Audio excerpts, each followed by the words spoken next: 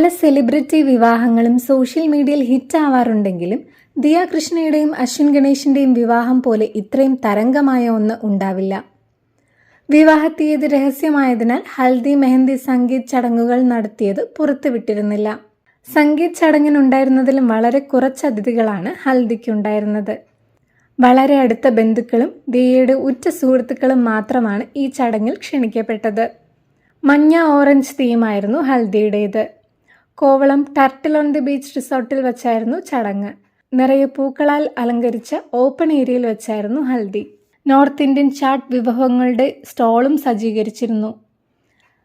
മഞ്ഞൾ പുരട്ടലും മധുരം കൊടുക്കലും ചെറിയ രീതിയിലുള്ള ഡാൻസുമായി തുടങ്ങിയ പരിപാടികളിൽ പിന്നീട് ഉറിയുടെ മത്സരം DJ ഒക്കെയായി അവസാനിപ്പിച്ചു.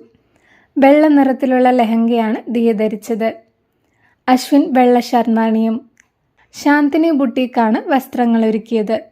വിവാഹത്തിന് സിനിമയിൽ നിന്നോ രാഷ്ട്രീയത്തിൽ നിന്നോ അതിഥികളുണ്ടായിരുന്നില്ല. എന്നാൽ വിവാഹശേഷം ഡൽഹിയിൽ വെച്ചൊരു റിസപ്ഷൻ നടത്തിയിരിക്കുകയാണ് കൃഷ്ണകുമാർ. ഇത് കേന്ദ്രമന്ത്രിമാർക്ക് വേണ്ടി ഒരുക്കിയതാവാം എന്ന് കരുതുന്നു. താലിക്ക് പകരം നോർത്ത് ഇന്ത്യൻ രീതിയിലുള്ള ഒരു മംഗൾസൂത്രയും നോർത്ത് ഇന്ത്യൻ വിവാഹത്തിന് ധരിക്കുന്നത് പോലുള്ള ചുവന്ന വളകളും ദിയ ധരിച്ചിരുന്നു. ദിയയുടെ മറ്റ് സഹോദരിമാർ ഈ റിസപ്ഷനിൽ പങ്കെടുത്തില്ല.